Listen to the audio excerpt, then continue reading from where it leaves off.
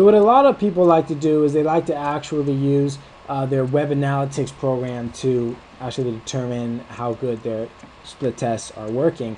And so you can create campaigns and goals within here to where basically your analytics will track, okay, when someone comes to this squeeze page and then their next stop is the thank you page, then they've just made a conversion. So they count that as a goal. And a lot of people do their testing like that. I haven't had that much luck in getting really, really quality, percents down, everything like that. I mean, for me, it just seems like, I don't know, it's just not, the data isn't perfect whenever you do it that way. It just comes out a little bit off for me. So what I like to utilize is the two different methods.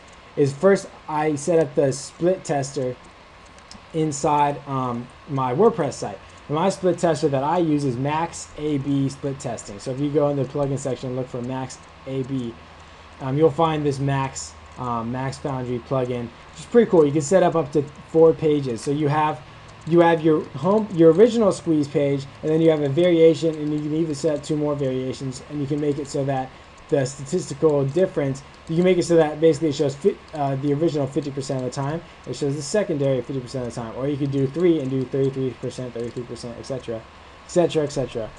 So that's how you set up split testing, right? But I don't like to use the goals or the conversion metrics in here. I don't even use this conversion metric because I don't trust any of that kind of stuff. I really don't. The conversions that have given me the best results and actually show me exactly how much traffic I'm getting is inside my Aweber account. I'll actually go here and create 2 different squeeze pages. Now, it says create new split test here, but I don't like to do that. I like to create a new squeeze page, per squeeze page. Use the Max AB split tester WordPress plugin, then create 2 squeeze forms and put a different form on each page, because then I get this right here, which is basically using the Max AB split testing with the Aweber, and this is one way to split test that obviously is not creating a new split test here, but for this kind of form, this is how you want to do it. This is how I would do it to get the absolute statistical difference and figure out exactly how the traffic is converting. And so as you can see, 48% are working on the first squeeze page, 45 on another, and it looks like squeeze page 1 is converting higher whenever it comes to squeezes per unique visitor, which is what's on the right side, is unique visitor to conversion rate. But what I like to do is give it a little more time. Definitely at least 100 submissions. You cannot count conversion data until you've at least hit 100 conversions. But honestly, it's better to get to 500 conversions, because then you have a really good number. I mean, even 300.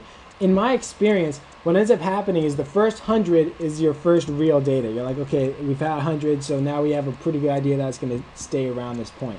But once you get up to 300, I found that it increases even more. So the opt-in rate increases over time, and then after several months, gets up to kind of a point, a peak. And that's where it stays in a lot of cases. And sometimes it'll go up and then it'll go straight down. So that's why you need to wait till lots of submissions came in and tested lots of different forms of traffic. In my experience, email traffic. If you pay for email traffic, like we were talking about earlier, the opt-in rate is just higher than anything I've ever seen.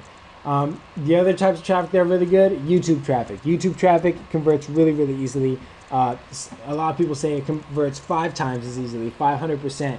What standard traffic forms do. And you can cost per click and everything like that, but I find that you don't get as much out of it. I really like using media buys on websites, because then you could use kind of pre-selling techniques in the banner ad and actually bring targeted clicks that are already pre-sold, and then they come and they join the list. So it's all about testing different offers. Continue to test, and see how high you can get it. For standard traffic, try to get it above 20%. For email traffic, it should be above 45%. And for YouTube traffic, it should be above 45% if you can get it there. So that's basically what we're talking about here. So that's how I do my split testing, and hopefully that's helped some of you guys out there.